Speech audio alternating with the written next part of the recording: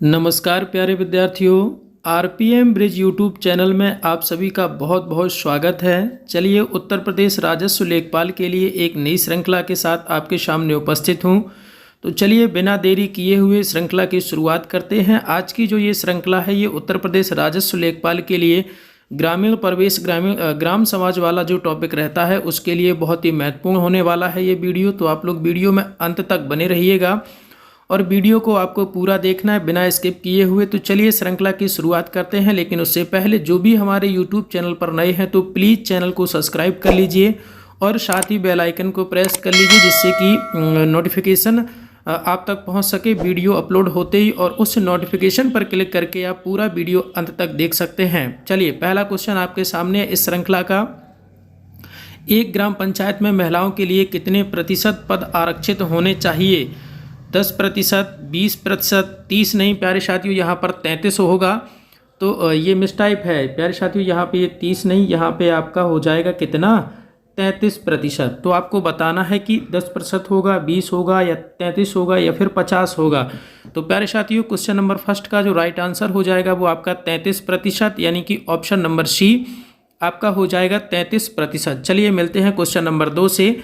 Question number दूसरा आपके सामने है कि तहसील स्तर पर सरकारी निकायों को क्या कहा जाता है? ये आपको बताना है कि तहसील स्तर पर सरकारी निकायों को क्या कहा जाता है। पंचायत समिति, ग्राम सभा या ग्राम पंचायत या फिर नगर पालिका। तो प्यारे साथियों, उसको कहा जाता है पंचायत समिति, यानी कि ऑप्शन नंबर ए बिल्कुल सही उत्तर हो जाएगा क्वेश्चन नंबर 2 के लिए। चलिए मिलवाते हैं क्वेश्चन नंबर 3 से।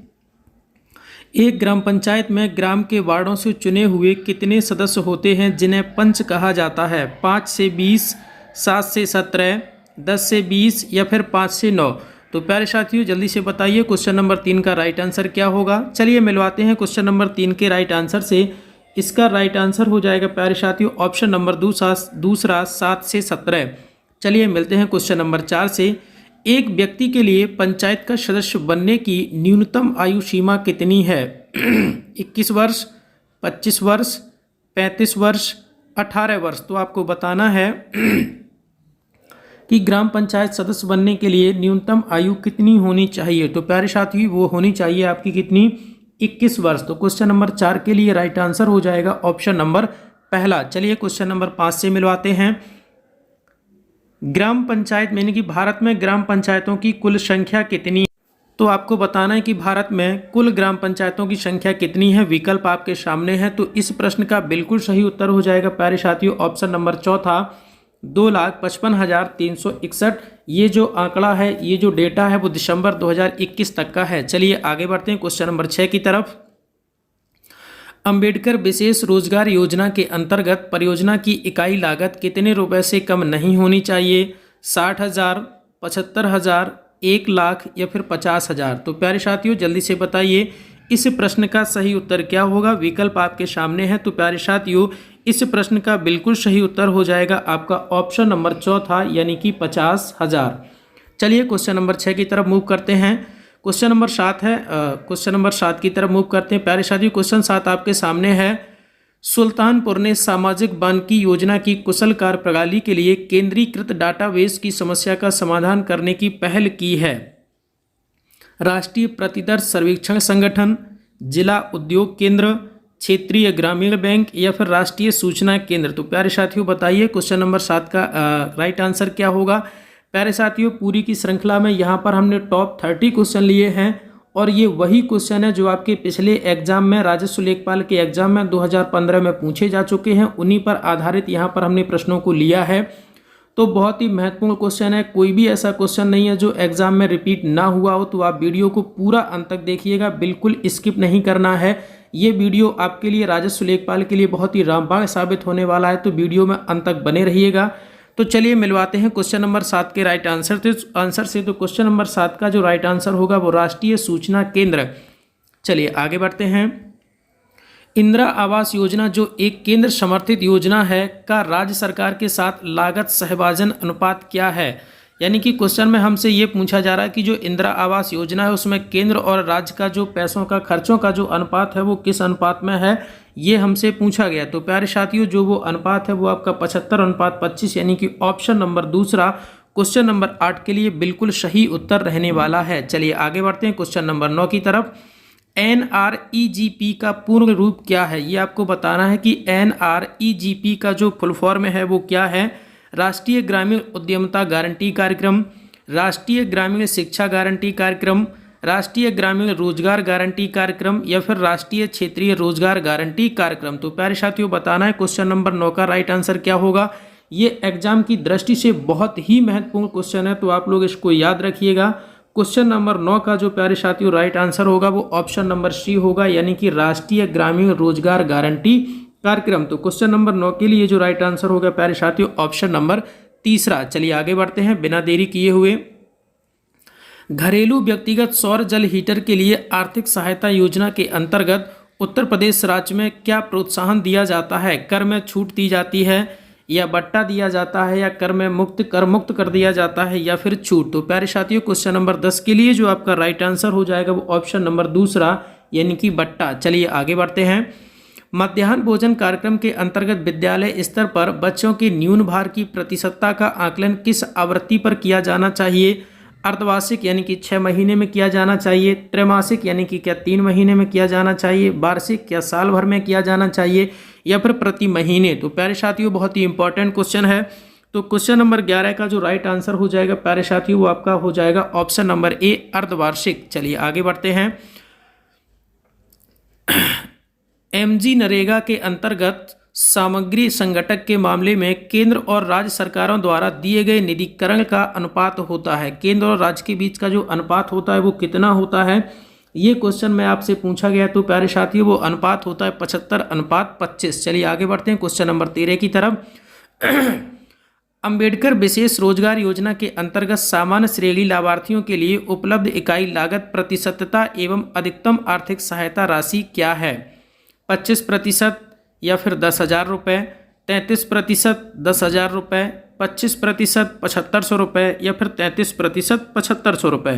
तो क्वेश्चन नंबर 13 गिनती नहीं कितनी बार ये एग्जाम में पूछा जा चुका है, इंपॉर्टेंट क्वेश्चन है। तो फिलहाल इस क्वेश्चन का राइट आंसर हो जाएगा प्यारे साथियों आपका ऑप्शन नंबर सी 25% और रुपए की बात करें तो 7,500। चलिए आगे बढ़ते हैं। राष्ट्रीय ग्रामीण पेयजल कार्यक्रम के अंतर्गत 2022 तक देश में हर ग्रामीण व्यक्ति को उनके घरेलू परिसरों में या उनके घरों से क्षैतिज या ऊर्ध्वाधर दिशा में 50 मीटर की दूरी से कम पर कितने लीटर प्रति व्यक्ति प्रतिदिन पेयजल उपलब्ध होना चाहिए। 60 लीटर, 70 लीटर, 80 लीटर या फिर 100 लीटर। तो प्यारे साथियों जो प्रतिदिन दैनिक जो खपत है वो आपकी होनी चाहिए कितनी, 70 लीटर। तो क्वेश्चन नंबर 14 का जो राइट आंसर हो जाएगा प्यारे साथियों ऑप्शन नंबर दूसरा। चलिए आगे बढ़ते हैं क्वेश्चन नंबर 15 की तरफ। स्वच्छ भारत मिशन के अंतर्गत ग्रामीण क्षेत्रों में शौचालयों के निर्माण के लिए नवंबर 2014 में उत्तर प्रदेश सरकार ने कितने करोड़ों रुपए का प्रावधान दिया है। ये आपसे पूछा गया 123 करोड़ या फिर 315 करोड़ या फिर 556 करोड़ या फिर 685 करोड़। तो प्यारे साथियों जल्दी से बताइए क्वेश्चन नंबर 15 का राइट आंसर क्या होगा। चलिए हम मिलवाते हैं क्वेश्चन नंबर 15 के राइट आंसर से। क्वेश्चन नंबर 15 का जो राइट आंसर होगा वो आपका ऑप्शन नंबर चौथा यानी कि 685। आगे बढ़ते हैं। उत्तर प्रदेश में किस वर्ष में MGNREGA यानी कि MG नरेगा प्रारंभ किया गया। 2005 में, 2006 में, 2007 में या फिर 2008 में। तो प्यारे साथियों जो मनरेगा की शुरुआत की गई है वो आपकी शुरुआत की गई है 2006 में। तो क्वेश्चन नंबर 16 के लिए राइट आंसर हो जाएगा प्यारे साथियों ऑप्शन नंबर दूसरा। चलिए आगे बढ़ते हैं। SGSY का पूर्ण रूप क्या है, बहुत ही इंपॉर्टेंट क्वेश्चन है, मोस्ट इंपॉर्टेंट क्वेश्चन। SGSY का पूर्ण रूप क्या है। स्वर्ण जयंती ग्राम सुरक्षा योजना, स्वर्ण जयंती ग्राम सेवा योजना, स्वर्ण जयंती ग्राम स्वरोजगार योजना या स्वर्ण जयंती ग्राम सड़क योजना। तो प्यारे साथियों आपको बताना है कि SGSY का फुल फॉर्म क्या है। तो प्यारे साथियों SGSY का जो फुल फॉर्म होता है स्वर्ण जयंती ग्राम स्वरोजगार योजना। चलिए आगे बढ़ते हैं। उत्तर प्रदेश राज्य के वित्तीय स्वास्थ्य की देखरेख तथा सरकारी लेन देन में पारदर्शिता लाने के लिए कौन सी वेबसाइट की तैयार की गई है। कोसवानी, सृष्टि, NIC या फिर अर्थशास्त्र। तो प्यारे साथियों बहुत ही इंपॉर्टेंट क्वेश्चन है, तो आपको बताना है इस प्रश्न का सही उत्तर क्या होगा। तो प्यारे साथियों इस प्रश्न का बिल्कुल सही उत्तर हो जाएगा ऑप्शन नंबर ए कोसवानी। चलिए आगे बढ़ते हैं। बीपीएल सूचियों से छूटे हुए बीपीएल परिवारों को लाभ पहुंचाने के लिए कौन सी योजना प्रारंभ की गई है? समाजवादी आवास योजना, प्रधानमंत्री रोजगार योजना, समाजवादी पेंशन स्कीम या फिर मुख्यमंत्री महामाया गरीब आर्थिक मदद योजना। तो प्यारे साथियों, क्वेश्चन नंबर 19 का जो राइट आंसर हो जाएगा वो आपका ऑप्शन नंबर चौथा, मुख्यमंत्री महामाया गरीब आर्थिक मदद योजना। चलिए आगे बढ़ते हैं क्वेश्चन नंबर 20 की तरफ। मध्याह्न भोजन कार्यक्रम के अंतर्गत मध्याह्न भोजन के पकाने, परोसने व उपभोग करने में स्वच्छता का ध्यान रखने के लिए जांच पड़ताल कितनी आवृत्ति पर होनी चाहिए? तो क्वेश्चन को पढ़ने से ही कंफर्म हो रहा है भाई, साफ सफाई तो दैनिक होनी चाहिए, पाक्षिक साप्ताहिक त्रैमासिक का कोई मतलब नहीं है। साफ सफाई की बात होगी तो वो दैनिक ही होनी चाहिए। तो क्वेश्चन नंबर 20 का राइट आंसर हो जाएगा ऑप्शन नंबर सी। सामाजिक वानिकी कार्यक्रम का उद्देश्य निम्नलिखित में से सभी क्षेत्रों में बड़े पैमानों पर वृक्षारोपण है, सिवाय सड़क व रेल पटरियों के साथ साथ निम्नीकरण आरक्षित क्षेत्रों में, फसल के लिए अनुपयुक्त सार्वजनिक भूमि पर, नगरीय औद्योगिक संपदाओं में। तो प्यारे साथियों, क्वेश्चन नंबर 21 का राइट आंसर क्या होगा जल्दी से बताइए। तो चलिए मिलवाते हैं क्वेश्चन नंबर 21 के राइट आंसर से, और हो जाएगा ऑप्शन नंबर चौथा। चलिए आगे बढ़ते हैं। कुटीर ज्योति योजना से निम्नलिखित में से कौन सा कार्यक्रम संबंधित है? ग्रामीण रोजगार, युवकों को रोजगार दिलाना, ग्रामीण क्षेत्रों में कुटीर उद्योगों को प्रोत्साहन देना, ग्रामीण क्षेत्रों में गरीबी रेखा से नीचे जीवन यापन करने वाले परिवारों को विद्युत उपलब्ध कराना। तो क्वेश्चन नंबर 22 का राइट आंसर जो हो जाएगा प्यारे साथियों वो हो जाएगा आपका ऑप्शन नंबर सी। तो आपको याद रखना है क्वेश्चन नंबर 22 का जो हो जाएगा वो ऑप्शन नंबर सी कि ग्रामीण क्षेत्रों में गरीबी रेखा से नीचे जीवन यापन करने वाले परिवारों को विद्युत उपलब्ध कराना। चलिए आगे बढ़ते हैं। जमाबंदी से तात्पर्य है भू अधिकारों के प्रलेख, पटवारी के नक्शे की कपड़े की कॉपी, या फिर कृषि प्रलेख, या फिर मैपिंग सीट। तो प्यारे साथियों, क्वेश्चन नंबर 23 का जो राइट आंसर हो जाएगा वो आपका ऑप्शन नंबर पहला यानी कि भू अधिकारों के प्रलेख। चलिए आगे बढ़ते हैं क्वेश्चन नंबर 24 की तरफ बिना देरी किए हुए। उत्तर प्रदेश राजमार्ग भू नियंत्रण अधिनियम किस वर्ष में पारित किया गया? 1945 में, 1946 में, या फिर 1945 में, 1947 में, या फिर 1952 में, या फिर 1956 में। तो प्यारे साथियों, क्वेश्चन नंबर 24 का जो राइट आंसर हो जाएगा वो आपका ऑप्शन नंबर ए हो जाएगा।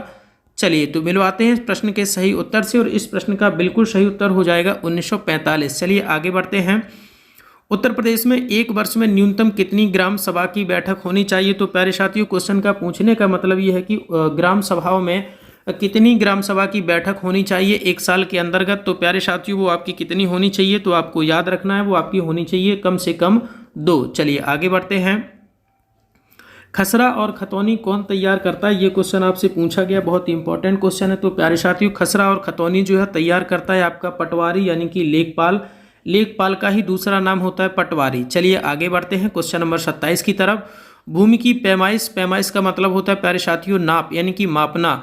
भूमि की पैमाइश का कौन सा विभाग करता है? भूमि की पैमाइश का कार्य कौन सा विभाग करता है? ये आपसे पूछा गया है प्यारे साथियों की भूमि की पैमाइश का जो कार्य है वो कौन सा विभाग करता है? शिक्षा विभाग, चिकित्सा विभाग, राजस्व विभाग, या भू प्रबंध विभाग।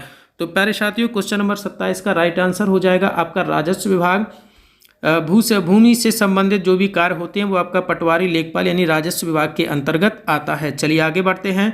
भूमि का उपयोग करने के एवज में किसानों से वसूल किया जाने वाला टैक्स कौन सा है? आयकर, विक्रय कर, लगान, या उपकर। तो प्यारे साथियों, क्वेश्चन नंबर 28 का जो राइट आंसर हो जाएगा वो आपका ऑप्शन नंबर सी यानी कि लगान। चलिए आगे बढ़ते हैं। जमाबंदी तैयार की जाती है 8 प्रतियों में, 4 प्रतियों में, 2 प्रतियों में, या 6 प्रतियों में। तो आपको बताना है क्वेश्चन नंबर 29 का सही उत्तर क्या होगा। विकल्प आपके सामने हैं। तो चलिए मिलवाते हैं प्रश्न के सही उत्तर से।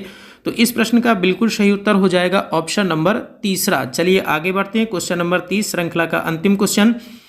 धरातल पर मापी गई क्षैतिज दूरियां, कोणों एवं ऊंचाइयों को मानचित्र पर प्रदर्शित करने की कला को क्या कहते हैं? मानचित्र कला, सर्वेक्षण कला, मानचित्र अंकन, या फिर धरातल प्रदर्शन कला। तो प्यारे साथियों बताइए क्वेश्चन नंबर 30 का राइट आंसर क्या होगा। विकल्प आपके सामने है। तो चलिए मिलवाते हैं प्रश्न के सही उत्तर से। इस प्रश्न का बिल्कुल सही उत्तर हो जाएगा प्यारे साथियों आपका सर्वेक्षण कला। चलिए आज की श्रृंखला में इतना ही। एक प्यारा सा कमेंट करके आपको बताना है कि वीडियो आपको कैसा लगा। अगर वीडियो पसंद आया है तो वीडियो को लाइक और शेयर करिएगा, और चैनल को जाते जाते सब्सक्राइब करते हुए जाना। चैनल को बिना सब्सक्राइब किए हुए बिल्कुल मत जाना है। जो भी हमारे YouTube चैनल पर नए हैं तो प्लीज़ चैनल को सब्सक्राइब कर लीजिए और साथ ही बेल आइकन को प्रेस कर लीजिए, जिससे कि कोई भी नई वीडियो अपलोड होते ही नोटिफिकेशन पहुंच सके आप तक, और उस नोटिफिकेशन पर क्लिक करके आप पूरा वीडियो अंत तक देख सकते हैं। चलिए, राजस्व लेखपाल की श्रृंखला में आज के लिए इतना ही। मिलते हैं थोड़ी ही देर में एक नई श्रृंखला के साथ। तब तक अपना ख्याल रखिएगा और श्रृंखला का रिवीजन करिएगा। RPM ब्रिज यूट्यूब चैनल में आप सभी का बहुत बहुत स्वागत है। धन्यवाद।